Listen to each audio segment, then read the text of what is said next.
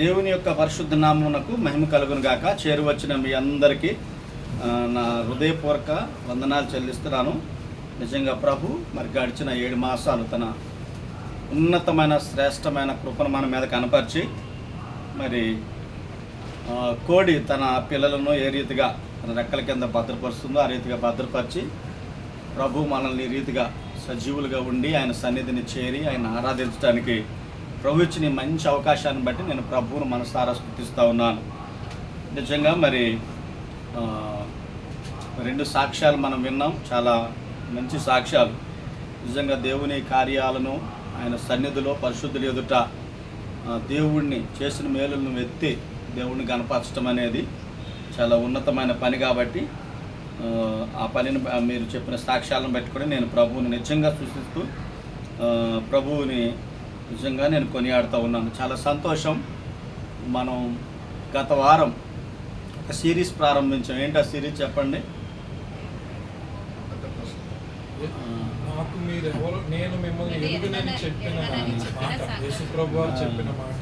చాలా సంతోషం. Very good, God bless you. సహజంగా 10 రూపాయలు ఎవడన్నా మనకి ఇవ్వాలంటే అసలు మర్చిపోం మనం. మన నిద్రలోకి కూడా గుర్తొస్తాడు 10 రూపాయలు ఈయన ఎప్పుడు అడగాలి, వీడు ఎప్పుడు ఇస్తాడని. కానీ దేవుని వాక్యాన్ని దయచేసి ఎప్పుడు మర్చిపోవద్దు దేవుని బిడ్డలారా. ఇందాక బ్రదర్ చెప్పాడు, నీ వాక్యమే నన్ను బ్రతికించేది, నా బాధలు అదే నాకు నెమ్మదినిచ్చేది. ఈ వాక్యము నిజంగా ఎవరి హృదయంలో ఉంటే వాళ్ళు ధన్యులండి. ఇంకో మాట చెప్పమంటారా? ఈ వాక్యం ఎలాంటిది అని అంటే, దేవుని వాక్యం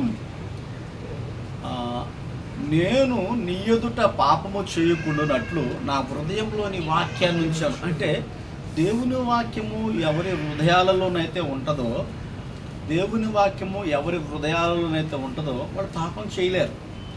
సో ఎందుకు అంటున్నానంటే, అందుకని సాతాను ఏం చేస్తాడంటే వాడు వచ్చి మన హృదయంలో వాక్యం ఎత్తుకుపోకుండా ఉండడానికి మనం చక్కగా పరిశుద్ధాత్మ దేవుని యొక్క సహాయాన్ని కోరి మనము మన హృదయాల్లో దేవుని వాక్యాన్ని బదలుపరుచుకొని నమరవేయాలి. అందుకే పాత నిబంధన గ్రంథంలో కూడా నమరవేసే జంతువులన్నీ మంచి జంతువులు అన్నాడు, నమరవేయని జంతువులన్నీ అపవిత్రం అని అన్నాడు.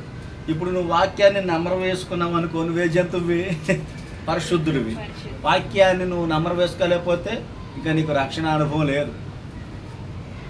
రక్షణ అనుభవం ఉన్న ప్రతి ఒక్కళ్ళు కూడా వాక్యాన్ని ఏం చేస్తారు అని అంటే మరలా ఈరోజు దేవుని సేవకుడు ద్వారా దేవుడు నాతో ఏం మాట్లాడాడు, దేవుడు నాతో ఏం మాట్లాడాడు అని మనం మరొక్కసారి ఇంటికి వెళ్ళిన తర్వాత దాన్ని ఏం చేస్తాం చెప్పండి? ఇప్పుడు గొర్రెలు ఇలాంటి కొన్ని జాతులు చూడండి, ఏం చేస్తే బాగా తిన్న తర్వాత ఒక దగ్గర పండుకుని ఏం చేస్తే అవి బయటకు తెచ్చుకొని నమ్మర వేసినప్పుడు దానికి ఈజీ డైజెషన్ అవుతుంది, అది ఆరోగ్యంగా హెల్తీగా ఉంటుంది.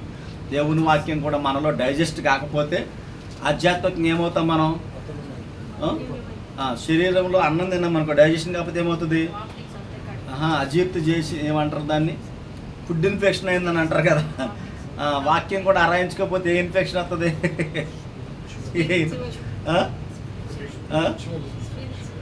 మీరు ఏం పేరు పెట్టుకుంటారు పెట్టుకోండి, నాకైతే తెలీదు. ఇక మీరే పెట్టుకోండి, ఎవరు పెట్టుకుంటారు. కాబట్టి ఒక సేవకునిగా నా ఆశ ఏంటంటే, ఈ నిష్పాస సంఘంలో ఉన్న ప్రతి బిడ్డ కూడా ధైర్యంగా నిలబడి వాక్యం చెప్పాలి. మీరు మిమ్మల్ని హేతువానికి ప్రతివానికి కూడా సాత్వికత మీరు ఏం చేయాలి చెప్పండి? సమాధానం చెప్పే స్థాయికి మీరు ఎదగాలన్నది నా ఆశ. అందుకే ఇక్కడ కేవలము మీకు దేవుని వాక్యము మాత్రమే నేర్పించబడుతుంది అన్నమాట. నా ఆశ అదే. అందరూ వాక్యాన్ని తెలుసుకోవాలి, అందరూ బైబుల్ చదవాలి, అందరూ కూడా ఏ స్థాయికి వెళ్ళాలంటే ఎక్కడన్నా అవకాశం ఇస్తే దన్మని వెళ్ళి దేవుని వాక్యం చెప్పగలిగే స్థాయికి మనం ఎదగాలన్నదే మొట్టమొదటి నుండి నా ఆశ. ఈరోజు చెప్తున్నా, నా ఆశ ఏంటంటే 100 మంది శిష్యులను తయారు చేయాలని నా ఆశ. 100 మంది శిష్యులను తయారు చేయాలని నా ఆశ. కానీ ఏదో ఒక రోజు దేవుడు నా ఆశ తీరుతాడు ఖచ్చితంగా. ఏదో ఒక రోజు 100% దేవుడు నా ఆశ తీరుస్తాడు. అది ఖచ్చితంగా తీరుస్తాడు, నాకు తెలుసు. నాకు ఎన్ని వచ్చినా కూడా ఎందుకో ఆ విశ్వాసం మాత్రం అంత స్ట్రాంగ్గా కనిపిస్తూ ఉంటుంది. దేవుడు ఖచ్చితంగా 100 మంది శిష్యులను తయారు చేయాలి, దేవుని కొరకు శిష్యులను తయారు చేయాలని నాకు గోల్. చాలా సంతోషం. మిమ్మల్ని బట్టి నేను ప్రభువును స్తుతిస్తున్నాను. అయితే మనం గతించిన వారము యేసుక్రీస్తు ప్రభువారే ఆయన సృష్టికర్త అని మనకి ఎక్కడుంది అని అంటే కొలస్సీ పత్రిక 1వ అధ్యాయం 15వ వచనం నుండి కొన్ని వచనాలు మీరు చదువుకుంటూ వెళ్తే ప్రభుత్వములైనను, ప్రధానులైనను, ఉన్నవి అయినను, రాబోనవని అన్నీ కూడా ఈయన ద్వారాను, ఈయన వలన కలిగినవి, ఈయన అన్నిటికంటే పైనున్నవాడు అనే మాట మనం కొలస్సీ పత్రిక 1వ అధ్యాయంలో చూస్తాం. ఇంకా చాలా వచనాలు ఉన్నాయి. యేసుక్రీస్తు ప్రభు సృష్టికర్త అనడానికి. సరే, ఈయన సృష్టికర్త. ఈయన ఏం చేశాడు? నోటి మాటతో ఏం చేశాడు చెప్పండి? సర్వాన్ని సృష్టించాడు. నోటి మాటతో సర్వాన్ని సృష్టించాడు. మనుషులను మాత్రం ఎలా చేశాడు దేవుడు చెప్పండి? తన హస్తాలతో చేసుకున్నాడు. ఎందుకు చేతులతోనే చేశాడు దేవుడు, నోటితో చేయలేదు మనల్ని చెప్పండి? మనం కూడా కలుగు అంటే కలగమా? నేల మంటిని తీసుకోవడం, దానికి రూపం చేయటం, ఆస్కారాంధ్రాల జీవాత్మ నొదటం, ఆయన జీవాత్మ అవడం, ఇది ఎందుకు చెప్పండి?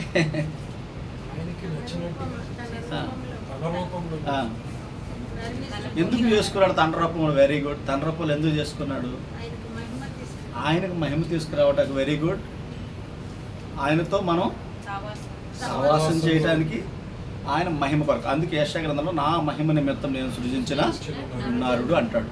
ఇప్పుడు ఎందుకు నీవు నేను సృజించబడ్డాం అని అంటే ప్రభువుకి మహిమ తేవడానికి. కింద అక్కడ బ్రదర్ సాక్ష్యం చెప్పాడు. చూసావా, మేము చేసినాం నీకు సహాయం అని అన్నప్పుడు ఆయన అన్నాడు, ఆయన అవునండి అని వాళ్ళతో ఏకీభవించుంటే ప్రభువుకి మహిమ వచ్చేది కదా అక్కడ. కానీ ఏమన్నాడు ఆయన? నా దేవుడు ఎవరి ద్వారానైనాను చేయించగల సమర్థుడు అని ఎవరిని కనపరిచాడు చెప్పండి? అది ఎంత ఉన్నతమైన పని. దేవుడు ఎంత సంతోషించుంటాడో ఆ సమయంలో తెలుసా మీకు? బైబిల్ ఆ మాట ఉంది. ఇప్పుడు మనం చదువుకునే సబ్జెక్ట్లో కూడా ఆ మాట వస్తుంది. అనేకులు ఎదుట ఎవడు నన్ను ఒప్పుకుంటాడో నా తండ్రి ఎదుట పరలోకంలో నేను వాడిని ఒప్పుకుంటాను అన్నాడు దేవుడు. దేవుడు స్తోత్రం కలిగిన. హల్లెలూయా. చాలా సంతోషం. అయితే జాగ్రత్తగా గమనించండి. ఈరోజు లాస్ట్ వీక్ నేనేం చెప్పానంటే, నేను ఎరగనన్న 4 గుంపుల్లో ఒక గుంపు అబద్ధ ప్రవక్తలు, అబద్ధ బోధకులు, తర్వాత అబద్ధ స్వస్థత వరాలు ఉన్నాయని చెప్పేవాళ్ళు. ఈ 3 రకాల వాళ్ళు ఉన్నారు. ఈ 3 రకాల వాళ్ళ గురించి ప్రభు ఏమన్నాడు చెప్పండి? ప్రభువా, నీ నామమును మేము ప్రవశించాం, నీ నామమున అద్భుతాలు చేశాం, నీ నామమున స్వస్థత చేశాం అన్నప్పుడు దేవుడు ఏమన్నాడంటే, అక్రమము చేయు వారలారా నా యొద్ద నుండి పోండి, మిమ్మల్ని నేను ఎన్నడూ ఎరగను అన్నాడు. ఏమైపోయింది? వాళ్ళు పాపం వాళ్ళు అన్నీ చేశారు, కానీ వాళ్ళ పేరు మాత్రం పరలోకంలో ఉందని చెక్ చేసుకోలేకపోయాడు. అందుకే ఒక సందర్భంలో దెయ్యాలను వెళ్ళగొట్టినప్పుడు, దెయ్యాలు మేము వెళ్ళగొట్టాం ప్రభు అని అన్నప్పుడు యేసు ప్రభు అన్నాడు, అరే బాబు, దెయ్యాలు మీకు లోబడతనమే లేకపోతే మిమ్మల్ని చూసి వదిలిపోతున్నాయి అని కాదు, కానీ మీ పేరు పరలోకమందు రాసి ఉన్నదని సంతోషించండి రా అని అన్నాడు. దెయ్యాలు వెళ్ళగొడతాము, దెయ్యాలను సింపుల్. నేను చాలా సందర్భాలు చెప్తా. ఒక దేవుని బిడ్డ ప్రార్థనాపరుడై దేవుని ఆత్మశత నడిపింపబడే బిడ్డ ఎక్కడికి వెళ్ళాం మనం వాళ్ళు అడుగు పెట్టగానే దెయ్యాలు వాటికంతకు అవే పారిపోతాయి. వాటికంతా అవే పారిపోతాయి, 100% పారిపోతాయి. అది గుర్తుపెట్టుకోండి. సో కాబట్టి ఆ గుంపు గురించి మనం లాస్ట్ వీక్ కొంత మేర విన్నాం. పూర్తి అవగాహన ఏమో వినలేదు మనం. అది చెప్పుకోవాలంటే ఒక 10-15 ఎపిసోడ్లు చెప్పుకోవచ్చు, అయినా తీరదు. కానీ మనం మచ్చుకు దాని ఉపోద్ఘాతంగా ఒక వర్తమానాన్ని విన్నాం లాస్ట్ వీక్.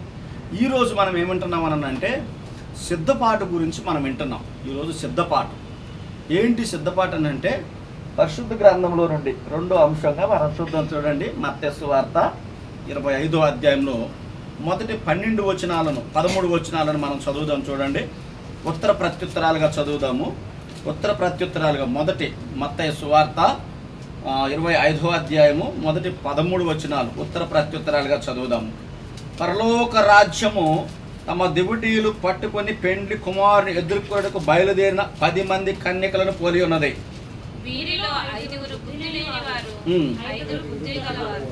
బుద్ధి లేని వారు తమ దివిటీలు పట్టుకొని తమతో కూడా నూనె తీసుకుని పోలేదు. అందరూ చదవాలి. పెండ్లి కుమారుడు ఆలస్యము చేయగా వారందరూ కులికి నిద్రించుచుండిరి.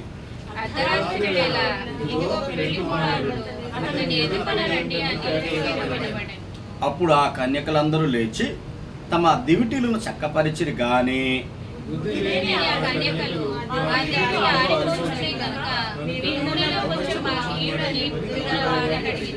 అందుకు బుద్ధిగల కన్యకలు, మాకును మీకును ఇది చాలదేమో, మీరు అమ్మవారి వద్దకు పోయి కొనుక్కొనని చెప్పిరి.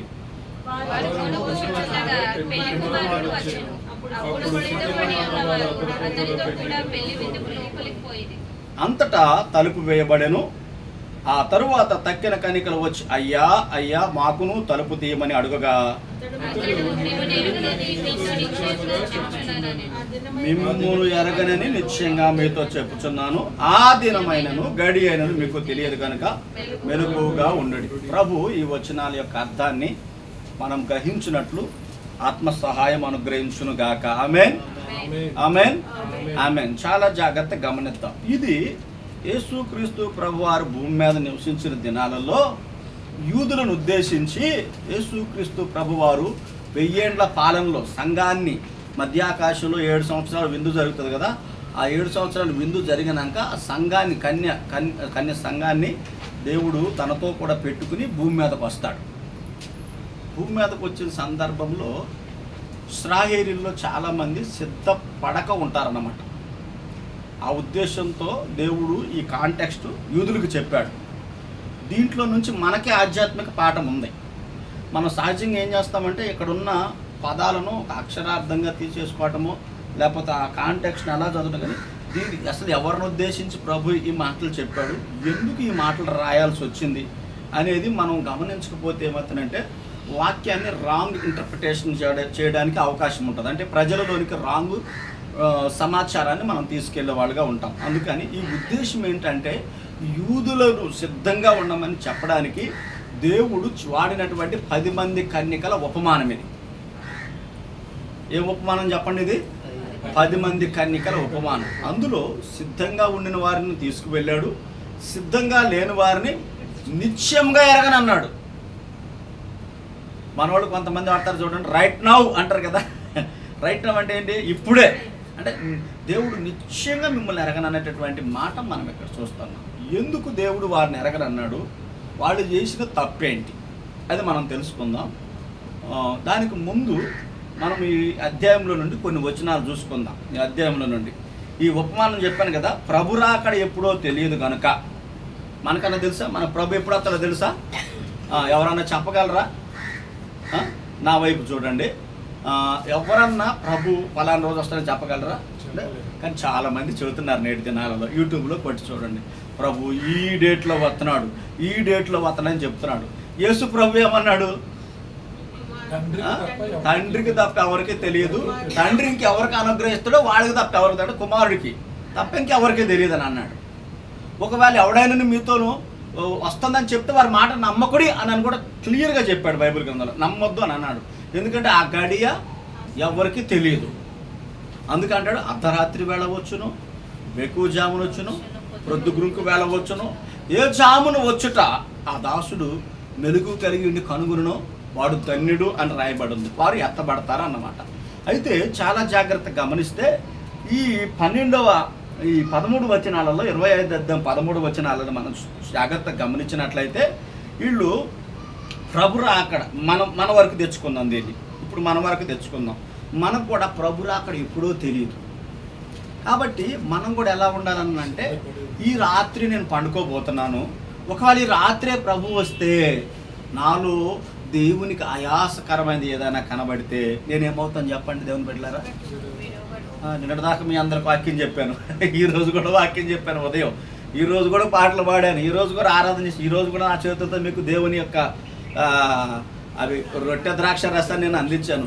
కానీ నాకు నేనుగా ఈ రాత్రికి నేను సిద్ధపడి ఉండలేదు అనుకోండి, నా బ్రతికి ఏమైపోతుంది?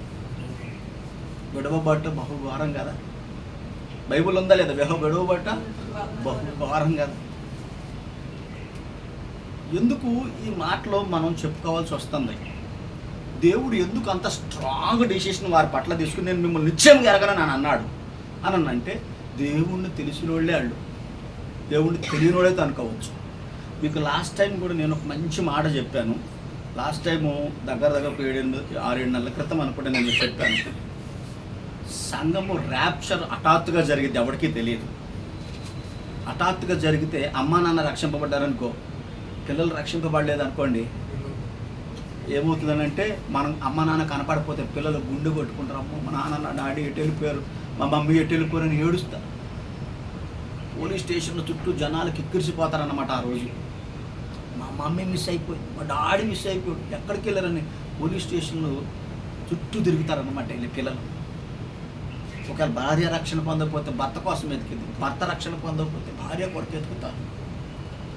ఆ సిచ్యువేషన్ రాబోతా ఉంది దేవుని బిడ్డల. నిజంగా వీళ్ళని చూస్తే బిడ్డలు నాకు చాలా సంతోషం వేసింది. ఈరోజు యవ్వన బిడ్డలు రక్షణ పొంది బలలో పాలపంపులు పొందుతుంటే నాకు బోల్డ్ సంతోషం అనిపించింది. నిజంగా యవ్వన కాలమున నా కాడి మోయు నరుడు మేలు అన్నాడు. నిజంగా మీకు మేలు కలిగేది బిడ్డ.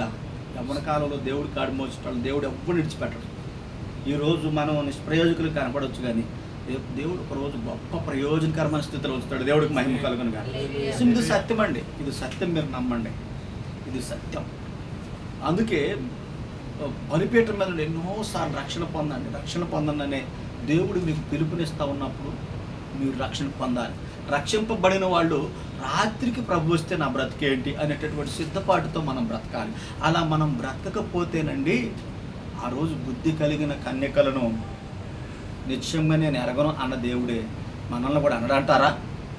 అనగలుగుతారా? మీరు అంటారా? అనగలుగుతాము? మనం చెప్పలేము. ప్రభు వచ్చే సమయానికి మనలో కనబడవలసినటువంటి ఆ క్రియలు లేకపోతే ఎందుకు అని అంటే, మీరే చదవండి బైబిల్ గ్రంథంలో ఇదే మత్తయి సువార్త 24వ అధ్యాయం 12వ వచనంలో అక్రమము విస్తరించుట చేత అనేకులు ఏం చల్లారిపోతామా? ప్రేమ చల్లారిపోతాము. లోక సువార్త 18వ అధ్యాయము 8వ వచనం మీరు చూడండి. మనిషి కుమారుడు మరలా భూమి మీదకి తిరిగి వచ్చినప్పుడు విశ్వాసము కనుగొనునా అంటే ఎలా ఉంటాయి? ప్రభురాకడ సమీపించినటువంటి ఈ దినాలు ఎలా ఉంటాయి అని అంటే, పౌలు తిమోతికి రాస్తూ ఓ తిమోతి, అంత్యకాలంలో అపాయకరమైన దినాలు వచ్చినని ఎరుగుదు, అవి వచ్చే ఉన్నాయని అంటాడు. ఎందుకనగా జనులు ఎలాంటి వారంట? హితబోధను సహించలేని వారిగా ఉంటారు తిమోతి అంటూ 2 తిమోతి పత్రిక 3వ అధ్యాయంలో ఏమని రాయబడిందో మీరు చదవండి. అందులో 19 రకాలైనటువంటి ఒక చెడ్డ ప్రవర్తనలను, అక్కడ 19 రకాల చెడ్డ ప్రవర్తనలు మీకు కనిపిస్తూ ఉంటాయి. చూడండి 2 తిమోతికి రాసిన బట్టికి 3వ అధ్యాయం 1వ వచనంలో ఉండి చదవండి. ఎవరన్నా బిగ్గరగా బైబిల్ గ్రంథాన్ని ఎవరన్నా తీసిన వాళ్ళు, అంత్య దినములలో అపాయకరమైన కాలములు వచ్చుదని తెలుసుకొనుము. మీకు కూడా చెప్తా ఉన్నాడు ఈరోజు పరిశుద్ధాత్మ దేవుడు. తెలుసుకోనండి, అంత్య దినాల్లో ఉన్న అపాయకరమైన కాలాల్లో వచ్చే ఉన్నామని అంటాడు. తెలుసుకోనండి అంటే ఏమన్నాడు? ఏలయనగా మనుషులు ఒకటే స్వార్థ ప్రియులు. ఇప్పుడు స్వార్థం ఉందా లేదా ఎవరికైనా? ఒక్క కుటుంబంలో ఉన్న అమ్మా నాన్నలకి వీళ్ళకి స్వార్థాలు ఉన్నాయి, అవునా కదా? ఫ్యామిలీలో స్వార్థాలు ఉన్నాయి. చదవండి బ్రదర్. ధనాపేక్షలు. ఓ అమ్మ, దీనికి ఏమన్నా కనిపించినా కూడా ఈరోజు అదే. చెప్పండి. బెంకములు అంటే చెప్పండి. బెంకములాడేవారు, అహంకారులు, దోషకులు, తల్లిదండ్రులకు అవిధేయులు, పిల్లలు, కృతజ్ఞత లేని వారు, అపవిత్రులు, అనురాగరహితులు, అతి ద్వేషులు, అపవాదకులు, అజితేంద్రియులు, క్రూరులు, సజ్జన ద్వేషులు, ద్రోహులు, మూర్ఖులు, గర్వాంధులు, దేవుని కంటే సుఖానుభవం బాగా కోరుకునే వాళ్ళు, పైకి భక్తి గల శక్తిని ఆశ్రయించలేని వాళ్ళు. అంటే తిమోతి నీకు చెప్తున్నాను బిడ్డ, అంత్య దినాలు అపాయకరమైన దినాలు. సో ఇలాంటి క్యారెక్టర్ కలిగిన వాళ్ళు ఎక్కువ మంది ఉంటారు ఈ డేస్లో. సో వీళ్ళకి నువ్వేమవ్వాలి? విముఖుడు అంటే ఎగ్జాక్ట్ నువ్వు ఆపోజిట్గా ఉండవు. అంటే అర్థం ఏంటంటే, వీళ్ళకి ప్రేమ లేదు, నువ్వు ప్రేమ కలిగి ఉండు. వీళ్ళకి విశ్వాసం లేదు, నువ్వు విశ్వాసం కలిగి ఉండు. వీళ్ళు కృతజ్ఞత లేని వాళ్ళు, నువ్వు కృతజ్ఞత. వీళ్ళు సజ్జన ద్వేషులు ద్వేషిస్తారు, కానీ నువ్వు సజ్జన ద్వేషులను ప్రేమించు.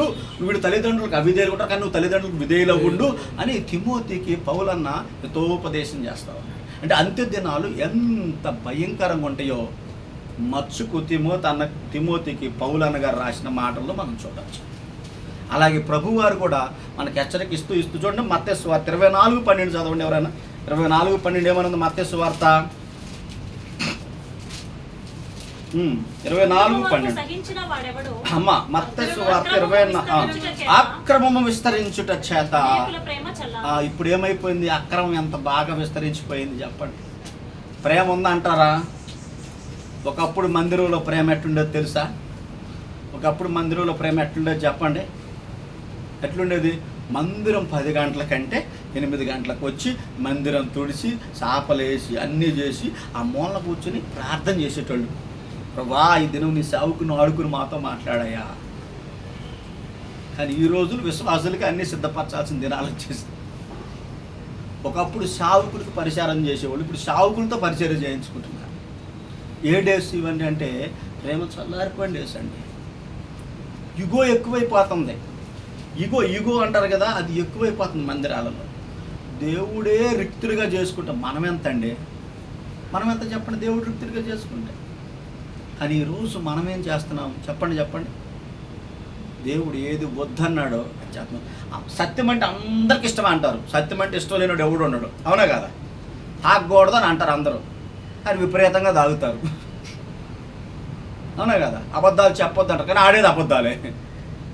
దొంగ వాక్యం చెప్పకూడదు అంటారు, కానీ ఎక్కువ నమ్మేది అది ఈ రోజుల్లో. నేను చెప్పలే, బైబుల్ చెప్పింది. జనులు ఎత్తబోతున్న సంగతి దురదశకులు అనుకూలమైన బాధకుని ఎత్తుకుని వెళ్ళిపోతారన్నాడు కదా, ఎక్కువ మంది వెళ్ళిపోతారు అన్నాడు ఆయన. అంటే విశాల మార్గంలో ప్రవేశించారు అనేక మంది, ఇరుకు మార్గంలో వచ్చేవారు కొంతమంది. ప్రభు అన్నాడు, నేను అనలేదు. సో డేస్ ఎలా ఉన్నాయనంటే వెరీ డేంజరస్. మన పిల్లల లోకంలో నుంచి జస్ట్ అలా వెళ్తే లోకం గబ్బుక్కని కబలిచ్చేస్తుంది, ఇట్లా బట్టేసుకుంటుంది, కబలిచ్చేస్తుంది. అంటే లోకం అంత అట్రాక్టివ్గా ఉంది, అంత భయంకరంగా పిల్లలు ఏం చేస్తుంది విసిలి, లోకం ఏం చేస్తుంది, కబలిచ్చేస్తుంది. చూడండి, మీరు గమనించండి, సమాజంలోకి వెళ్ళి ఎంతమంది యవ్వన పిల్లలు డ్రగ్స్కి అడిక్ట్ అయిపోయారు చెప్పండి.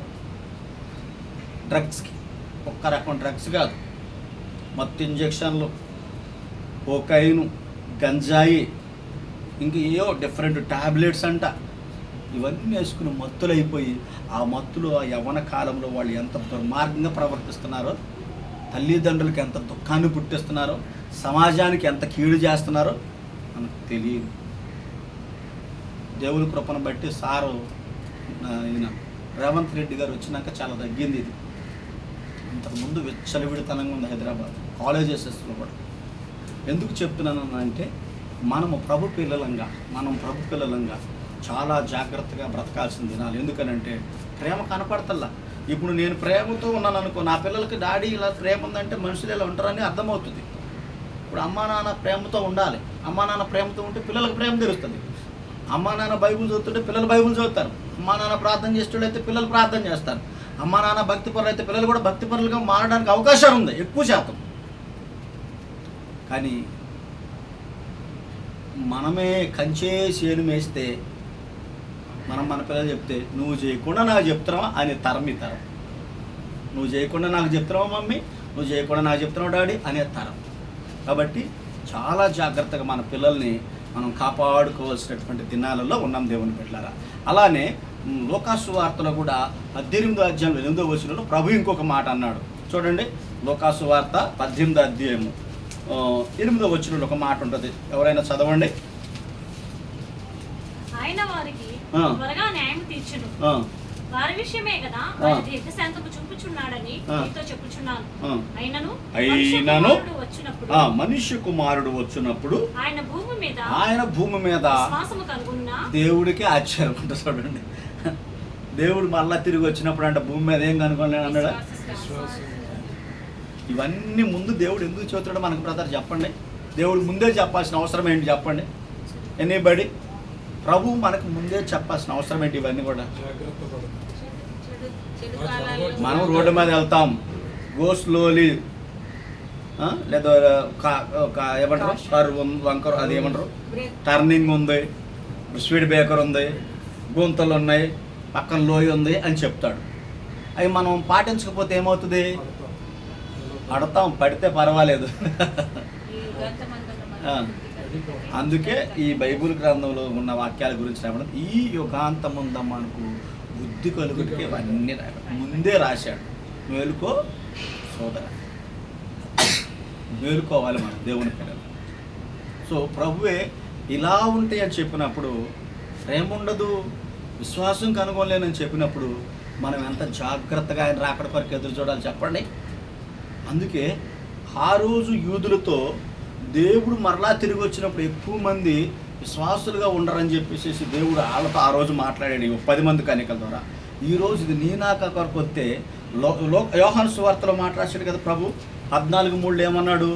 14:3 యోహాను సువార్త చూడండి, నేను ఉపోద్ఘాతంగా చెప్తున్నా. ఇంకా కొంత ముందుకెళ్ళిన తర్వాత పారాగ్రాఫ్ని రేపు చేసి మీకు నేను వివరణ ఇస్తాను.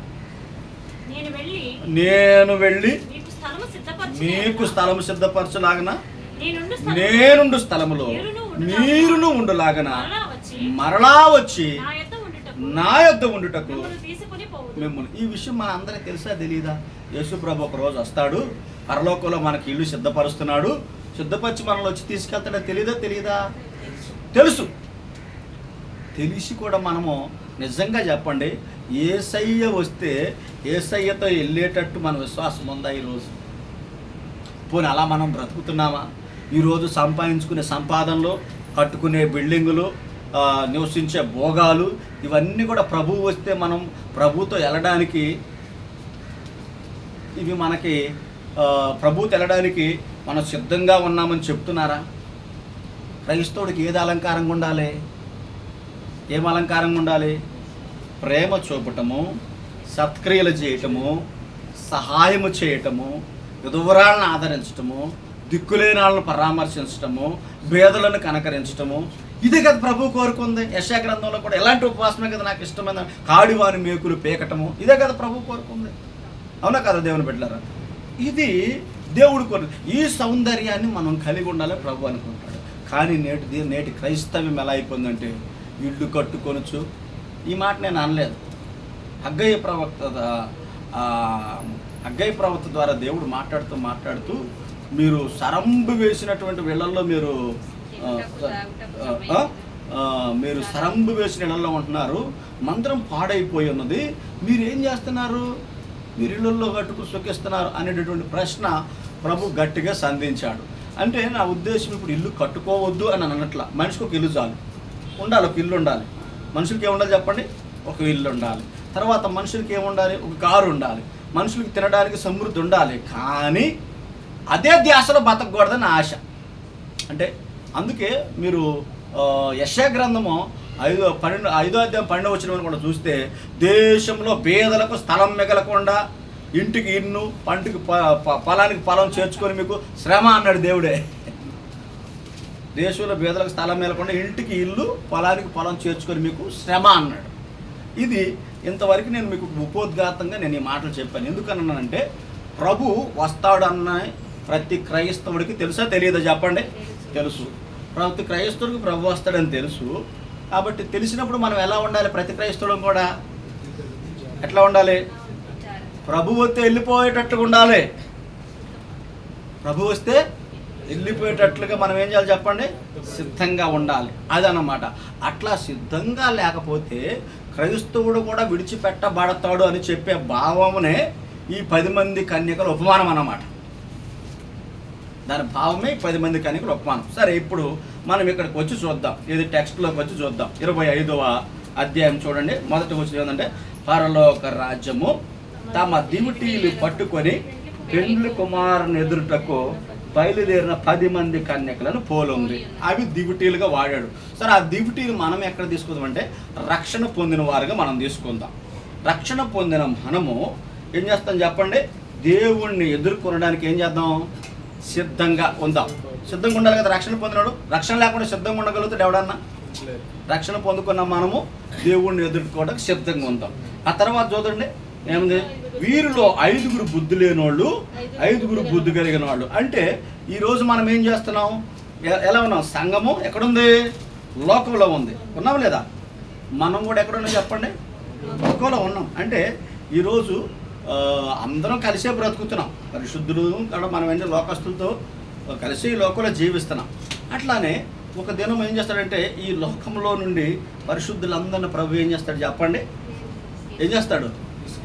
తీసుకుని పోతాడు. అంటే ఇక్కడ బుద్ధి కలిగిన వాళ్ళు ఎవరు? రక్షణ పొంది ప్రభు కొరకు ఎదురు చూస్తున్న వాళ్ళు, సిద్ధపడి ఉన్నవాళ్ళు. రక్షణ లేనోళ్ళు, బుద్ధి లేనోళ్ళు. కానీ ఇక్కడ ఏంటంటే వీళ్ళు రక్షణ పొందే ఉన్నారు కానీ సిద్ధపాటు లేని గుంపు ఉంది. ఇంకో గుంపాడు. రక్షణ పొందారు వాళ్ళు కూడా. ఈ అందులో రక్షణ పొందారు కానీ సిద్ధపాటు లేకపోవడాన్ని బట్టి వాళ్ళని ఏమన్నాడు ఇక్కడ చెప్పండి? బుద్ధి లేని వాళ్ళు అన్నాడు, సిద్ధపాటు లేవడాన్ని బట్టి. అంటూ మళ్ళీ కింద ఏమన్నాడు చూడండి, ఏమన్నాడు? బుద్ధి లేని వారు తమ దివిటీలలో పట్టుకొని తమతో కూడా నూనెను తీసుకుని పోలేదు. బుద్ధి గల వారు తమ దివిటీలతో కూడా సిద్ధుల్లో నూనెను తీసుకుపోయారు. సహజంగా పరిశుద్ధాత్మ దేవుడిని బైబిల్ గ్రంథంలో కొన్ని వాటితో పోల్చారు. ఏంటంటే నూనెతో పోల్చారు, గాలితో పోల్చారు, పావురంతో పోల్చాడు. ఇవన్నీ ఉన్నాయండి. కొన్ని పోలికలు ఉన్నాయి పరిశుద్ధాత్మ దేవుడిని. బైబిల్ గ్రంథంలో పరిశుద్ధాత్మ శాస్త్రం అని ఒకటి ఉంటుంది. అంటే బైబిల్ కాలేజీలో సిస్టమాటిక్ థియాలజీ అని ఉంటుంది. దాంట్లో పరిశుద్ధాత్మ శాస్త్రం అని ఒక శాస్త్రం ఉంటుంది. 10 ఉంటాయి అందులో. ఆ 10 పరిశుద్ధాత్మ శాస్త్రం చదివినట్లయితే దాంట్లో పరిశుద్ధాత్మ దేవుని చక్కగా దేనికి పోల్చారన్నది చాలా మంచి వివరణ దొరుకుతుంది. అయితే గాలికి పోల్చేయచ్చు దేవుణ్ణి, పరిశుద్ధాత్మని గాలికి పోల్చారు. తర్వాత నూనెతో పోల్చాడు. తర్వాత దేంతో పోల్చారంటే పావురం ఆకారానికి పోల్చారు. ఇంకా కొన్ని పోలికలు ఉన్నాయి అమ్మా. అగ్నితో కూడా పోల్చారు. సరే, మీరు గమనించండి. ఇట్లా తర్వాత 5వ వచనం ఏంటంటే పెండ్లి కుమారుడు ఆలస్యం చేయగా. ఎక్కడ కొంచెంసేపు మనం ఉందాం. ఆలస్యం చేయగా మీకు ఒక ప్రశ్న రావాలి. దేవుడు కోసం మరి మనం సిద్ధంగా ఉన్నాము, దేవుడు ఇంకా రావట్లేదు ఏంటి అని దేవుడు ఎందుకు ఆలస్యం చేయాలి? అందరూ 10 మంది సిద్ధంగా ఉన్నప్పుడు వచ్చేస్తే బాగుండు కదా అని మనకు రావాలి. ఇప్పుడు అవును ప్రశ్న రావాలొద్దా? 10 మంది కన్యకులు ఎట్టున్నారంట? దేవుడు తెలియపడ సిద్ధంగా ఉన్నాడు. కానీ ఆ 10 మంది కన్యకులు సిద్ధంగా ఉన్నప్పుడు దేవుడు ఆలస్యం చేశాడంట. ఇప్పుడు మనం ఏమనాలి? ఏంది ప్రభా, మేము రెడీగా ఉన్నప్పుడు నువ్వు రాలేదు అని అనడానికి అవకాశం ఉంది. కానీ దేవుడు ఎందుకు ఆలస్యం చేశాడు? మరి ఎందుకు ఆలస్యం చేశాడు చెప్పండి మీరు. ఇప్పుడు 10 మంది కన్యకులు సిద్ధంగా ఉన్నారు ప్రభు వస్తే వెళ్ళిపోవడానికి. కానీ ఎందుకు దేవుడు ఆలస్యం చేశాడు చెప్పండి మీరు. దేవుడు ఆలస్యం చేయాల్సిన పని ఏంటి? టెస్ట్ చేయటాక అంతేనంటారా? మీ మైండ్కి జర్ర పొదును పెట్టండి కొంచెం. వాళ్ళు కూడా నూనెను సిద్ధపరచుకుంటారని సమయం ఇచ్చారు. సరే, నూనెను సిద్ధపరచుకుంటే సమయం ఇచ్చాడు. ఇంకా చెప్పండి చెప్పాలి. మీరు మీ నోరులు వెప్పండి. పాస్టర్ ఒక్కడే చెప్పడం కాదు. ఇక్కడ చక్కగా ఇలా సంభాషణ జరిగితే మీకు కూడా దేవుని వాక్యం బాగా గుర్తుండిపోయి. చెప్పండి, జర్ర పొదును పెట్టండి మీ బ్రెయిన్కి. ఇలా అడగవచ్చు, ప్రభు మేము 10 మంది సిద్ధంగా ఉన్నప్పుడు నువ్వెందుకు లేట్ చేసినావు అని అనవచ్చు మనం ప్రభుని. అవునా? కానీ ప్రభు ఎందుకు లేట్ చేశాడు?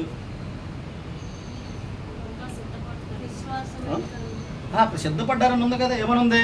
వీరిలో 5 బుద్ధి లేని వారు, 5 బుద్ధి గలవారు. బుద్ధి లేని వారు తమ డ్యూటీలతో కూడా ఏం చేశారు చెప్పండి? నూనెను తీసుకుని పోలేదు. బుద్ధి గలవారు డ్యూటీలతో కూడా ఏం చేశాడు? బుద్ధిలో నూనె తీసుకుని పోయారు. కానీ వీళ్ళు సిద్ధపడ్డారు. ఎవరు? బుద్ధి కలిగిన వాళ్ళు సిద్ధపడ్డారు. బుద్ధి లేని వాళ్ళకి ఇంకేముంది అక్కడ? అవసరం, నూనె అవసరం ఉంది. కానీ దేవుడు ఏం చేశాడు? ఇంకా అయినా కూడా ఎందుకు? వీళ్ళు కూడా సెట్ అవుతారు. అట్ ద సేమ్ టైం ఈ బుద్ధి కలిగిన వాళ్ళు కూడా ఒకటి చేయాలి. బుద్ధి కలిగిన వాళ్ళు కూడా ఏం చేయాలంటే రక్షణ లేక అనేక మంది నశించుకుంటూ ఉన్నారు. అందుకే సామెతల గ్రంథంలో ఏముంది? మరణానికై పట్టబడిన వారిని, నాశనానికై చోకుచున్న వారిని నువ్వు రక్షింపవా అని ప్రశ్నేశాడు అక్కడ భక్తుడు. సొలొమోను భక్తుడు ఏమన్నా చెప్పండి? మరణానికై పట్టబడిన వారిని, నాశనానికై చోకుతున్న వారిని నువ్వు రక్షింపవా అని ప్రశ్నేశాడు. ఈరోజు నేను రక్షింపబడ్డానని ఊరికే ఏం కొట్టుకోవడం చెప్పడం, మనం సంకలు కొట్టుకుంటాం. నీ రక్షణ ఎవరికి మేలు చెప్పండి నాకు. నీ రక్షణ ఎవరికి మేలు? నీ కుటుంబానికి మేలైందా? నీ భర్త రక్షించుకోగలిగిందా? నీ పిల్లల్ని రక్షించుకోగలిగిందా? నీ రక్షణ ఎవరిని? నీ రక్షణను బట్టి ఎవరికి ఆనందం? ఈ ఇరుగు పొరుగు వారిని ఏమన్నా రక్షణలోకి తీసుకొచ్చావో నీ రక్షణను బట్టి? ఏది నీ రక్షణ? ఏంటి నీ రక్షణ చెప్పు నాకు. దేవుడు ఎందుకు ఆలస్యం చేశాడు? అందరూ ఆయన అజ్ఞానంతో ఏది చేయడు కదా. దేవుడు ఆలస్యం చేశాడంటే అది మన మేలు కొరకే. ఏంటి మేలు అని అంటే, ఇంకా నీ ఎంట రక్షింపబడిన వారు ఎందరు ఉన్నారమ్మా? నీ స్నేహితులు ఎంతమంది ఉన్నారు? ఈరోజు స్నేహితుల దినోత్సవం. ప్రాణ స్నేహితులు అని చెప్పుకుంటాం. నీ ప్రాణ స్నేహితులు నరకానికి జోగుతుంటే నీకు ఆనందమా? నీ ఫ్యామిలీ ఫ్రెండ్స్ ఉంటారు, వాళ్ళు నరకానికి జోగుతుంటే నీకు ఆనందమా? ఎందుకు దేవుడు తన రాకను ఆలస్యం చేస్తున్నాడు? ఇదే మాట పేతురు దగ్గరకు వచ్చి కొంతమంది అంటున్నారు, ఊరుకో, ఏం మాట్లాడతావు?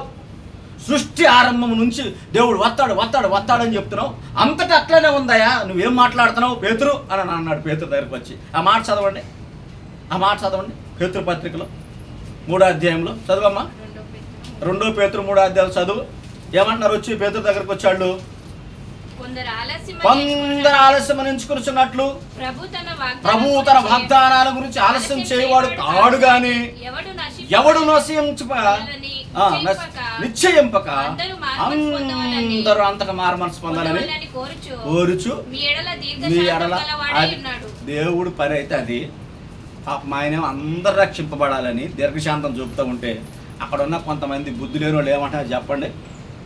చదువు ఫస్ట్ నుంచి చదువు. ఇప్పుడు ఏమంటారు ఫస్ట్ వాళ్ళు వచ్చి అంత్య దినాల్లో అపాసకులు అపహసిస్తూ వచ్చి తమ స్వకీయ దురాజన చొప్పున మరలకు కలపబడి నడుచుకొనుచు ఆయన రాకడను గూర్చి వాగ్దానం ఏమైంది? దేవుడు వస్తానన్నాడు ఏడి. ఇప్పుడు ఎన్ని సంవత్సరాలు? 2500 years, 25 years కదా, 2025 years. నిద్రించిన మాలకొని సమస్తమును సృష్టి ఆరంభం ఉన్నట్టే ఉంది. ఎంత సింపుల్ గా చెప్తారు చూడండి. వాగ్దానాలు ఏమైనాయి? సృష్టి ఎట్లా ఉందో అట్లనే ఉంది కదా, ఇంకేం రావట్లేదేంటి అని. ఎందుకు దేవుడు 2025 సంవత్సరాలు వెయిట్ చేస్తున్నాడు తెలుసా దేవుని బిడ్డలారా మీకు? ఎందుకు చెప్పండి, ఎందుకు వెయిట్ చేస్తున్నాడు? బ్రదర్స్ సాక్ష్యం చెప్పాడు. ఏమని అన్నాడు? నెక్స్ట్ ఆగస్ట్ కల్లా నాకు మేలు చేసినాడు దేవుడి సన్నిధికి రావాలని. వాళ్ళు అయితే ఒకటి గుర్తుపెట్టుకోండి, సువార్త ద్వారా మనం పిల్లల్ని కానీ ఎక్కడ పడితే అక్కడ అప్పచెప్పకూడదు. వాళ్ళని మంచి వాక్యం, అంటే వాక్యాన్ని పాలతో పోల్చారు కదా, మంచి పాలిచ్చే వాక్యం గల సంఘంలోనికి తీసుకురావాలి. గుర్తుపెట్టుకోండి. ఒకవేళ నువ్వు రక్షించి అక్కడ సరైన వాక్యం అనే పాలు సరైన లేవనుకోండి, కల్తీ పాలు అని అనుకో, పిల్లడు చచ్చిపోతాడు, వాడు విశ్వాసాలు ఎదగలేడు, ట్రస్టెడ్ అయిపోతాడు. అందుకే మనము కన్న తర్వాత ఆత్మ సంబంధంగా ఒక జననం కావాలంటే ఒకనాటి ప్రసవ వేదం చాలదంటాడు యెషయా భక్తులు. అంటే అంత ప్రసవ వేదంతో మనం ఒక జన్మించిన తర్వాత ఒక ఆత్మ సంపాదించిన తర్వాత ఆత్మ సరి అయినటువంటి సంఘంలో నాటాలు. గుర్తుపెట్టుకోండి దేవుని బిడ్డలారా, నువ్వు రక్షణలోకి నడిపించిన ఆత్మ కూడా దేవుని రాజ్యంలోకి చేరేటట్లుగా నడిపించాలి. అది మన బాధ్యత. మన పిల్లల్ని కైనా వదిలేసామనుకో లోకాలు ఏమైపోతారు చెప్పండి? అనాథలుగా పెరిగిపోతారు. అట్లా ఉండకూడదు, అది గుర్తుపెట్టుకోవాలి. అయితే ఇక్కడ వీళ్ళు ఇలా ఎక్కిరిస్తూ ఉన్నారు. ఏమన్నా ఎందుకు దేవుడు ఆలస్యం చేస్తాడంటే దేవుని బిడ్డలారా, ఇంకా మన కుటుంబాలలో మన స్నేహితులు, మన రక్త సంబంధికులు, మన కోలీగ్స్, మనకు తెలిసిన ఇరుగు పొరుగు వారు రక్షణ పొందాలని దేవుడు ఏం చేస్తున్నాడు చెప్పండి? తండ్రి కుడిపాసన. మీకు తెలుసో లేదో తెలీదు, మనం ప్రార్థన మానేసిన యేసుక్రీస్తు ప్రభు ఆ రోజు ఆరోహణమై వెళ్ళిన కాడి నుంచి ఇంతవరకు ఒక్క క్షణం కూడా ప్రార్థన మానలేదు. తండ్రి కుడిపార్శ్వమున హెబ్రీ 7:25 ప్రకారం తండ్రి కుడిపార్శ్వమున ఏం చేస్తాడు ఇంకా చెప్పండి? నా బిడ్డ ఈరోజు విజయ్ ప్రార్థన చేయలేదంటే, ప్రభు బలహీనత నాడు, శరీర బలహీనత, నా బిడ్డను క్షమించు, రేపు ప్రార్థన చేస్తాలే ప్రభు. విజయ్ బైబుల్ చదవలేదు, ప్రభు దయతో క్షమించు, ఏదో పనుల్లో పడిపోయి నా బిడ్డ మర్చిపోయాడు, కొంచెంసేపు మరలా చదువుతాడు బైబుల్ అని. మనం చేస్తున్న చిన్న చిన్న మిస్టేక్స్ ప్రకారం మన కొరకు తండ్రి కృపార్షణ ఏం చేస్తాడు చెప్పండి? దేవుడు జ్ఞాపకం చేస్తాడు. ప్రభు విజయ పాస్టర్ రక్షింపబడడానికి వాళ్ళ పిల్లలు రక్షింపబడలేదయ్యా, ఆగునాయన ఆయన రాకడ కొరకు యేసు ప్రభు ఏం చేస్తున్నారు చెప్పండి? అందుకే నిజంగా దేవుణ్ణి మనము ఏం చేయాలనంటే నిజంగా మనం దేవుణ్ణి ప్రేమించే వారమైతే ఆయన ఆజ్ఞలు గైకొంటా. మనం యోహాను సువార్త 14:14 ఆయన ఆజ్ఞలు గైకొనటే ఆయన ప్రేమిస్తాం. ఈరోజు మేము యేసుని ప్రేమిస్తున్నాం అంటారు, ఆయన ఆజ్ఞలు గైకొనకపోతే నువ్వు నిజంగా ప్రేమిస్తున్నట్టు కానీ. జాగ్రత్తగా గమనించండి, దేవుడు ఆలస్యం చేశాడు. ఆ ఆలస్యంలోనైనా ఆ బుద్ధి లేని వాళ్ళు ఏం చేయాలి చెప్పండి? ఏం చేయాలి? బయటికి పోయి నూనె తెచ్చుకొని ఏం చేయాలి చెప్పండి? అది మన దాకా వస్తే, ఇప్పుడు రక్షింపబడిన మన దాకా తెచ్చుకుంటే ఆ నూనె దేనికి సాదృశ్యం అని చెప్పాను? పరిశుద్ధాత్మకు సాదృశ్యంగా ఉంది. ఆ పరిశుద్ధాత్మ సహాయంతో మనం ప్రార్థన చేసుకుంటూ దేవుని రాకడ కొరకు ఏం చేయాలి చెప్పడం? మనం మనకే అవకాశం ఇస్తున్నాడు, రక్షణ పొందని వారికి అవకాశం ఇస్తున్నాడు. అంటే సరి అయిన ప్రిపరేషన్ లేని వాళ్ళకి అవకాశం ఇస్తున్నాడు, అసలు దేవుడిని ఎరగని వాళ్ళకి కూడా దేవుడు అవకాశం ఇస్తున్నాడు.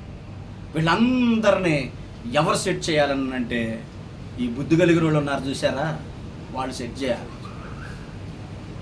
ఆర్ఆర్కే మూర్తి గారు ఈ ప్రసంగం చేస్తూ చేస్తూ ఆ బుద్ధి కలిగిన వాళ్ళకి అసలు బుద్ధి ఉంటే వీళ్ళందరికీ చెప్పేవాడుగా సరైన సువార్త అని అన్నాడు ఆయన. మంచి దైవజనుడు ఆయన. వాళ్ళ మటుకు వాళ్ళు రక్షింపబడ్డారు కానీ ఇతరులకు వాళ్ళు చెప్పలేకపోయారు. ఈరోజు నిజంగా అందుకే దానియేలు గ్రంథంలో మాట్లాడది, మీరు బుద్ధిమంతులైతే ఆకాశ మండలం ఉన్న నక్షత్రాన్ని పోలి ఉంటారు మీరు. ఆ నక్షత్రం అందరికి ఎట్లా వెలుగెత్తదో నువ్వు ఒక స్టార్గా మారుతావు నీకు బుద్ధి ఉంటే. అంటే అర్థం ఏంటంటే అనేకులను ప్రభు యొద్దకు నీవు. ఈరోజు నేను రక్షింపబడ్డాను, నా కుటుంబం బాగుందంటే నా ఆశీర్వాదం కొరకే, నా దీవుల కొరకే నడుస్తానంటే కాదు. దేవుడు ఎవరిని దీవిస్తాడు తెలుసా? దేవుడు ఎవరిని దీవిస్తాడు తెలుసా? వారు దీవించబడాలి ప్రభు అన్నవాళ్ళని దేవుడు దీవిస్తాడు. గుర్తుపెట్టుకోండి ఎప్పుడైనా సరే. ఇతరుల మేలు కోరుకునే వాళ్ళని దేవుడు దీవిస్తాడు.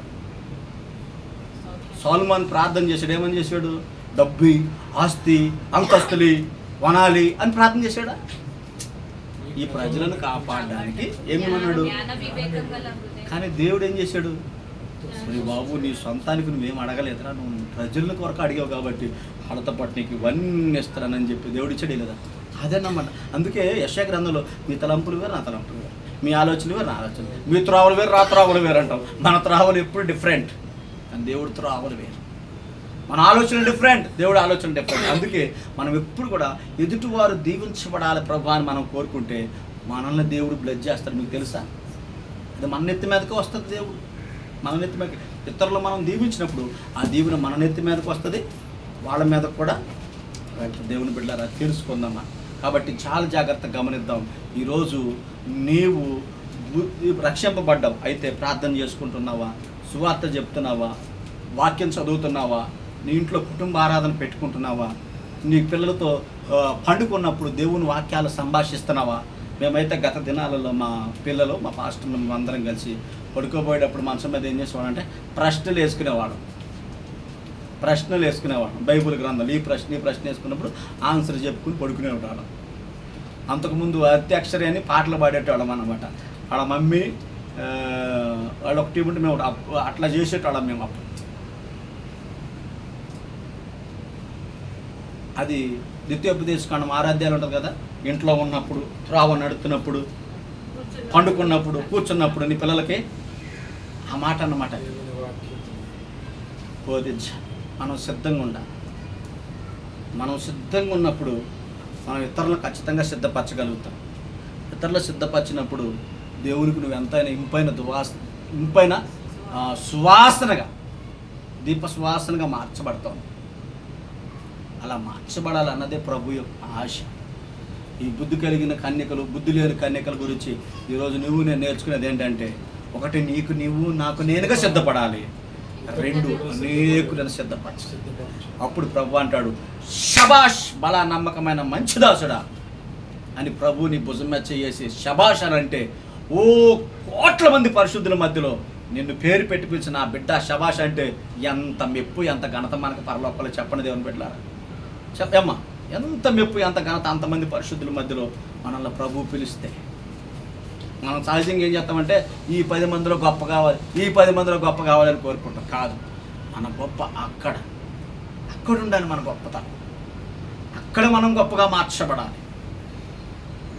ఆ తేజోవసర స్వాస్థ్యంలో మనం నిలబడినప్పుడు దేవుడు బడా మంచి నమ్మకమైన దాసుడు అని అంటే మనకి ఎంత ప్రివిలేజ్, ఎంత ఘనత వస్తుంది చెప్పండి అంతమంది పరిశుద్ధుల మధ్యలో.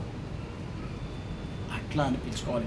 అందుకే దేవుడు తన రాకడను ఆలస్యం చేస్తున్నాడు దేవుని బిడ్డలారా. అది మనం తెలుసుకోవాలి. వాళ్ళు అన్నారు కదా, ఆ పేతురు పత్రికలు అంటున్నటువంటి ఆ బుద్ధి లేని వాళ్ళు అన్నారు కదా, అరే సృష్టి ఆది నుండి ఎట్లానే ఉంది, అట్లానే ఉన్నాయి, ఇవన్నీ అట్లానే ఉన్నాయి, ఏది ఇంకా దేవుడు రావట్లేదు అన్నట్టుగా మనం అనవద్దు. అది దేవుని పిల్లలంగా మనం గుర్తు తెచ్చుకోవాలి. ఇంకా చూడండి 25వ అధ్యాయంలో ఏముంది చూడండి. వారు కునికి నిద్రించారు. ఇప్పుడు చెప్పండి, కునికి నిద్రించినోడు ఏమయ్యాడు? ఐతూకు అపోస్తులు 21వ అధ్యాయం అనుకుంటా. ఏమయ్యాడు చెప్పండి? వీళ్ళు కునికి నిద్రించినందుకు ఏమైంది? విడవబడ్డారు. అంటే ఈ కురుకుపాటు ఎప్పుడైనా ప్రమాదమే. దేవుడి మందిరంలో కూడా కొనుక్కొచ్చింది అనుకో ప్రమాదం. మంచి మాట నీతిలో మాట్లాడుతుంది దేవుడు. ఆ సమయంలో నువ్వు పోగొట్టుకుంటే నువ్వు ఓదార్చబడలేవు, ఆదరించబడలేవు, బ్లెస్సింగ్ కాలే. అదన్నమాట. ఆ తర్వాత చూడండి, అర్ధరాత్రి వాళ్ళు ఎదుగు పెళ్లి కుమారుడు అతను ఎదుర్కొన్న రండి అని శబ్దం వినబడిను. వీళ్ళకి వినబడిందండి. అర్ధరాత్రి వచ్చేసాడు దేవుడు, బోర ఊదాడు. ఏమని బూ అని బోర ఊదాడు.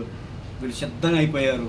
కానీ పాప వాళ్ళు వచ్చేయమంటున్నారు చెప్పండి. బుద్ధి లేని వాళ్ళు వచ్చి అమ్మ మా అక్కడ కూతురు నూనె పోయి అంటే వీళ్ళు అంటారు ఈ నువ్వు నీకు చాలదు నాకు చాలు పోయి కొనుక్కొచ్చుకోండి అన్నారు. అప్పటికప్పుడు సిద్ధపడదాంలే. యేసు ప్రభు ఎంత గొప్పడో తెలుసా మీకు? నేను ఏ రోజు వస్తాను ఏ గడికి వస్తాను అని చెప్పుకుంటే మన వాళ్ళు అప్పుడు దాకా తినిసి త్రాగుతూ ఇష్టం వచ్చినట్టు అన్నీ చేసుకుంటూ బతికేసి ప్రభు వస్తానన్న క్షమానికి అమ్మో నేను పరిశుద్ధిని ప్రభు నా పాపాలు క్షమించని ఆ క్షణాన్ని వచ్చి చేసి దేవుడి సన్నిధిలో వేడుకుంటారని. దేవుడు నేను ఎప్పుడు వస్తానో తెలియదనా. అందుకే ప్రతి క్రైస్తవుడు కూడా ప్రతిరోజు మనం పడక మీదకి వెళ్ళబోయే ముందు మోకాళ్ళు వేసి ఏం ప్రార్థన చేసుకోగలుసు? ప్రభువా ఈ రాత్రిని వస్తే నేను ఎత్తబడాలి, నాలో ఏమైనా లోపాలు ఉంటే క్షమించు అని ప్రార్థన చేసుకుని మనం మంచం ఎక్కినప్పుడు ప్రభువా రాత్రి వస్తే నువ్వు క్షమాపణ కోరుకుని మంది ఎక్కడికి వెళ్ళి చెప్పు, మంచం మీదకి వెళ్ళు. చక్కగా ప్రభు వస్తే హ్యాపీగా ఎత్తబడిపోతాం. No doubt. ప్రార్థన చేసుకుని పండుకుంటే హ్యాపీగా ఎత్తబడతాం. ఇంకా తర్వాత చూడండి ఏమైనా ఉన్నాయి చూడండి. 9వ వచనం, అందుకు బుద్ధి గల కన్యకలు మాకును మీకునిది చాలదేమో, మీరు అమ్మవారి పోయి కొనుక్కుడని చెప్పి వారు కొనబోచుండగా పెండ్లి కుమారుడు వచ్చును. అప్పుడు సిద్ధపడి ఉన్నవారు అతనితో కూడా పెండు విందుకు లోపలికి పోయేది. అంతటా ఏమైంది చెప్పండి? తలుపు వేయబడిను. ఆ తరువాత తక్కిన కన్యకలు వచ్చి అయ్యా అయ్యా మాకును తలుపు తీయమని. అయ్యా అని మెల్లికి కాదు 2 సార్లు అన్నాడు. అయ్యా అయ్యా అని. ఇక తలుపే చేసుకుని ఇంట్లోకి రానిలేదు అనుకో, ఇంకెట్లా ఏడుపు అయ్యో అయ్యా అయ్యా అని ఎట్లా ఏడుతారు? అట్లా అట్లా చదవాలి మనం. ఫీల్తో చదవాలి బైబుల్. సిచ్యువేషన్లోకి వెళ్ళిపోయి ఫీల్తో చదవాలి. మనల్ని కూడా మరి అందరికి రాజుగారు తలోకిళ్ళు రాసిస్తున్నాడంట. ముఖ్యమంత్రి గారు రేపొద్దున రమ్మన్నాడని చెప్పాడు సెక్రటేరియట్కి. అందరు వెళ్ళిపోయారు. మనం ఒక్కరిని గేట్ కాడ మిగిలిపోయి తలుపేసేసారు అనుకో, అప్పుడు ఎట్ట ఎడుతాం? ఇల్లు కోసం నీకు ఆళ్ళు మొక్కుతానయ్యా, తలుపుది అయ్యా, నా ట్రాఫిక్ లేట్ అయిందయ్యా, అక్కడికి ఘోరంగా ఎడుతాం. అవునా కదా? నీ కాలు మొక్త బాంచంది అంటారు లేదా? అయ్యో అసలు నాకు ఇల్లు లేదయ్యా, ఇన్ని సంవత్సరాల నుంచి హైదరాబాద్లో ఉంటున్నానయ్యా అని బతికినట్టు రోధిస్తాం, గుండు కొట్టుకుంటాం. అయ్యా అవసరమైతే నీకు ఇంట్లో సగం ఇస్తానయ్యా, నువ్వు తలుపుది లంచం ఇస్తానని కూడా చెప్తాం మనం. కానీ ఇవన్నీ ప్రభు ఆ రోజు ప్రభు ఎదుట ఇవన్నీ కూడా పనిచేయవండి. తంత్రాలు ఈ మాయలు గీలు కూడా పనిచేయవు. అక్కడ ఏడుతున్నారు పాపం వాళ్ళు చివరికి. అయ్యా అయ్యా మాకును తలుపు తీ అని అంటే సింపుల్గా ఏమంటున్నాడు దేవుడు చెప్పండి. ఇప్పుడు చెప్పండి, దేవుడు కనికరపూరుడండి, దేవుడు కృప చూపెట్టాడండి, దేవుడు దయగలవాడండి, దేవుడు వాత్సల్యపూడండి అని అన్నారు కదా. మరి అప్పుడు ఎట్లా ఉన్నాడు? మరి ఏది వాత్సల్యం అప్పుడు? అందుకే దేవుడు నీకు ఇచ్చిన సమయంలోనే ఆయన వాత్సల్యపూడు కనబడినప్పుడే ఆ వాత్సల్యత వాడుకో. ఆయన కృప కలిగిన వాడుగా ఉన్నప్పుడు ఆయన కృప వాడుకో. ఆయన దయాదాక్షిణ్య పొడుగు ఉన్నప్పుడే ఆయన దయను వాడుకో. ఆయన సమీపంగా ఉన్నప్పుడే ఆయన వేడుకో. ఆయన కృపాసింహాసనం దిగేసి ధవళ సింహాసనం మీదకి వెళ్తున్నాడు. ధవళ సింహాసనం మీద కూర్చుంటే తీర్పు లేదు అప్ప, కనికరం జాలి నోవే తెలియట్లే దేవుని బిడ్డలకి. ఈరోజు ఇది తెలియాలి దేవుని పిల్లలకి. తీర్పు ఉంటుంది. ఆయన వన్స్ ఈ కృపాసింహాసనం దిగి ధవళ సింహాసనం మీదకి వెళ్తే జడ్జిమెంట్స్ ఉంటాయని భయం కనుక మనకు వస్తే మనం ఏం చేస్తామనంటే బుద్ధి కలిగి నడుచుకుంటూ అనేకులను ఏం చేస్తాం చెప్పండి దేవుని బిడ్డలారా? ఏం చేస్తాం చెప్పండి?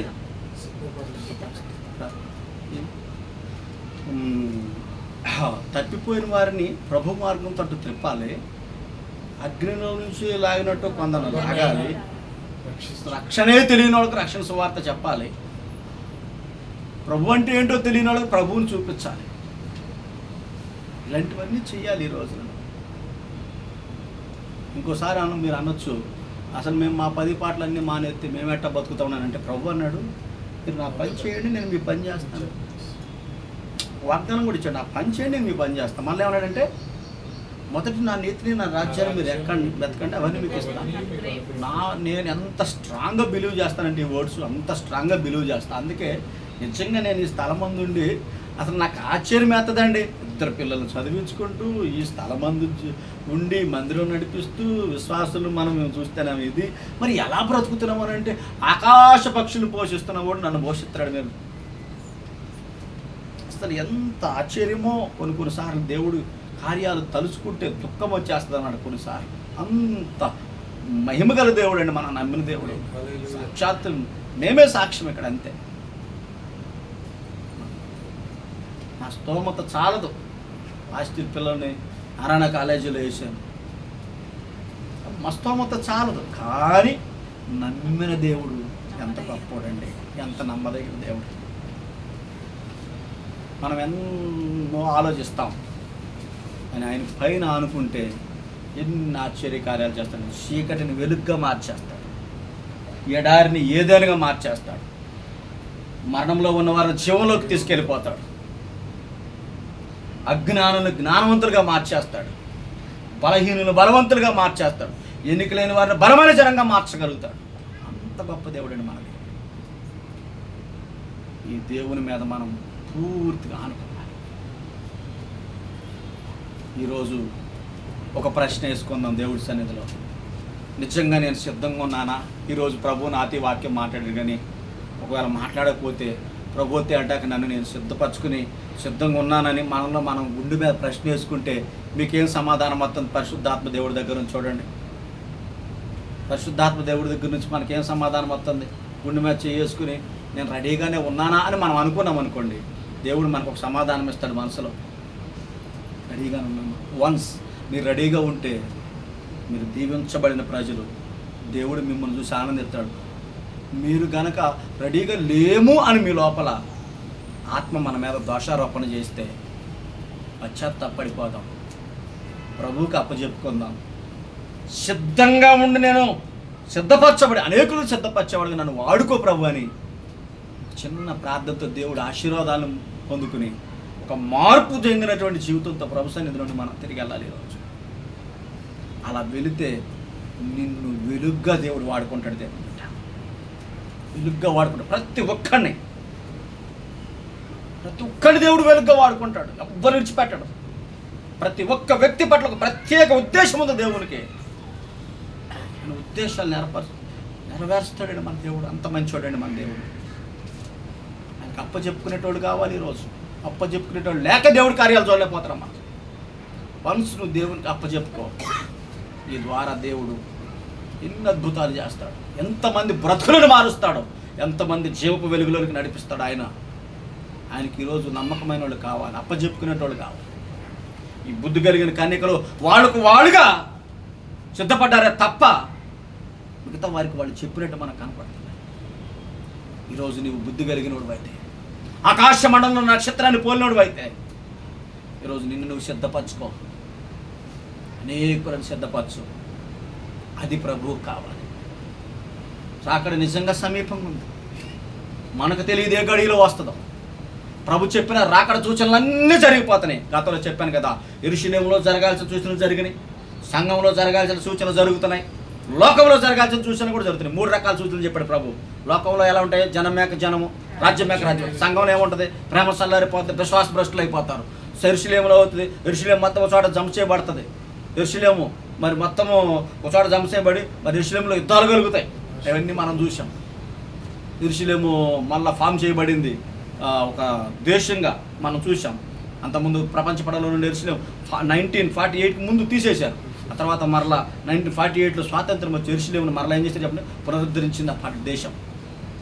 ఇవన్నీ జరుగుతాయని చెప్పాను. ప్రభు అక్కడ సమీపంగా ఉంది. ప్రభు బిడ్డలారా, ఈ బుద్ధి కలిగిన కన్యకలు వాళ్ళకై వాళ్ళు బ్రతికారు. కానీ ఈరోజు ప్రభు ఉద్దేశం అది కాదు. మనకై మనం కాదు, మనం. అందుకే ఎదుటి వానికి పోటబడేవాడు కావాలి ఈరోజు దేవుని. ఎదుటి వానికి మేలు చేసేవారికి మనం మార్చాలి.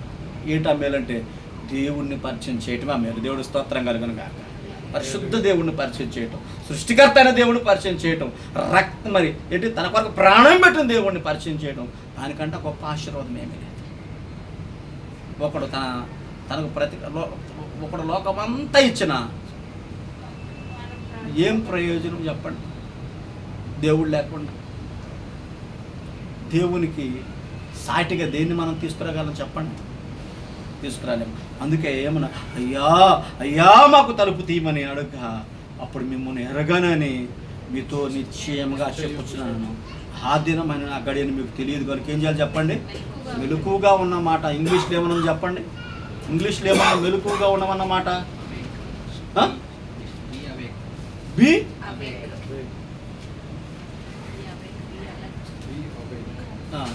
మెలకువగా మనం ఉండాల్సినటువంటి తినాలి. సోమరులుగా, నిష్ఫలులుగా, స్వార్థపరులుగా, సెల్ఫిష్లుగా మన కొరకే మనం బ్రతికేవారిగా ఉండే దినాలు కాదండి ఇవే. మనం ఇతరుల రక్షణార్థమై పాటుపడాల్సిన దినాలు ఇవి. జాగ్రత్త గుర్తుపెట్టుకోండి. అలాంటి వారిని ఉండాలని ప్రభు కోరుతాడు. బిడ్డ, ఈ నోటితో సువార్త చెప్పి ఎన్నాళ్ళకి ఇతరులకి ఎన్నాళ్ళు అవుతుందో. ప్రభు నిన్ను కొన్న తర్వాత తన రక్తం ఇచ్చి నీవు నా సొత్తు విలువ పెట్టి కొనబడిన దానవు అని ప్రభు అన్నాడు. కానీ ఆయన సొత్తుగా మార్చబడినాక మనం మన కొరకే బ్రతుకుతున్నామని అంటే, నేను కొనుక్కున్నాక నా కొరకు ఉండకుండా వీళ్ళ కొరకు బతుకుతున్నారని దేవుడిని ఎంత దుఃఖ పెడతాము మనం. ప్రభు బిడ్డలారా, ఈ రోజు నుంచి బుద్ధి కలిగిన వారంగానే ఉండాలి. బట్ ఆ బుద్ధి ఎలా ఉండాలనంటే ఇతరుల రక్షణలోకి నడిపించాలి, మన ఇంటి వారి రక్షణలోకి నడిపించాలి, మన స్నేహితులను రక్షణలోకి నడిపించాలి. మనకు మనం కూడా సిద్ధం కలిగి ఉండాలి. అట్లాంటి వాళ్ళని బట్టి ప్రభువుకి ఎంత ఆనందమో, ఎంత సంతోషం ప్రభు. అందుకే అదే మాట అంటాడు కదా, 99 మంది నీతిమంతుల కంటే ఒక్క పాపి మారు మనసు పొందినప్పుడు పరలోకమందు నాకు ఎక్కువైన సంతోషం అని అంటాడు దేవుడు. ఈరోజు ఒక్క పాపి మారు మనసు పొందితే దేవుడికి ఎంత సంతోషం, దేవుడి బిడ్డ ఎక్కువ ఆనందం. కాబట్టి అలాంటి వారంగా మనం ఉండాలని ప్రభు ఆశపడుతున్నాడు. రండి మోకాళ్ళ మీదకి వద్దాం. 2 నిమిషాలు విన్న వాక్యాన్ని మదిలోకి తెచ్చుకుందాం. ఉన్న వాక్యాన్ని మదిలోకి తెచ్చుకుందాం. మనకు మనమే బతికేస్తున్నామా? మన భక్తి మనకేనా? మన భక్తి మన గుమ్మం దాడుతుందా? లేకపోతే మన ప్రభావం, యేసులో ఉన్న ప్రభావం ఒక స్త్రీలోనికి వెళ్ళినప్పుడు ఆమెలో ఉన్న పాపం నివారణ అయిపోయింది. నీ భక్తి ప్రభావం నీ ఇంటి వారి మీద పడుతుందా? నీ భక్తి ప్రభావం నీ కుటుంబీకుల మీద పడుతుందా? నీ భక్తి ప్రభావం నీ స్నేహితుల మీద పడుతుందా? నీ భక్తి ప్రభావం నీ బంధువుల మీద పడుతుందా? పడకపోతే మొదట నువ్వు ప్రభావవంతుడుగా దేవుడి సన్నిధిలో ప్రార్థన ద్వారా, వాక్య ధ్యానం ద్వారా, సువార్త ద్వారా, పరిశుద్ధాత్మ నడిపింపు ద్వారా నువ్వు ప్రభావంలోకి రా. ఆ ప్రభావం నీ ఇంటి వారందరికీ ప్రభావంగా మార్చబడాలని యేసు కోరుతా ఉన్నాడు దేవుని బిడ్డ. ఒకవేళ ఇంకా రక్షింపబడలేకపోతే ఈ మాటలు విని కూడా నువ్వు ఎంతకాలం నీ హృదయాన్ని కఠినపరుచుకుంటావు? ఎంతకాలం దేవునికి అవిధేయత ఉంటావు? ఎంతకాలం దేవుని మాటలు విని ఆయన నిర్లక్ష్య పెడతావు? నేడే రక్షణ దినం కదా, నేడే అనుకూల సమయం కదా. అయ్యో, ఇంత గొప్ప రక్షణ నిర్లక్ష్య పరిస్తే మీరు ఎలా తప్పించుకుంటారని దేవుడు చెప్తా ఉన్నాడు కదా. ఈ దినం నువ్వు దేవునికి సబ్మిట్ చేసుకో. ఒక రక్షింపబడిన వారు ఇంతకాలము దేవునికి చెందవలసినటువంటి మహిమను చెందించలేకుండా, ప్రార్థన లేకుండా, వాక్య ధ్యానం లేకుండా, కళ్ళబొల్లి కబుర్లతో, ముసలమ్మ ముచ్చట్లతో లోకంలో తమ కొరకే బ్రతికేస్తారేమో. ఈరోజు ప్రభు మాట్లాడుతున్నాడు.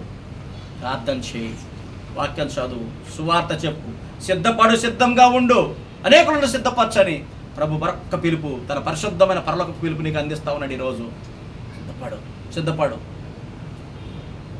నశించే ఆత్మలు ఎన్నయో చేజారిపోతుండగా నీ కంటి కనపడతలేదా?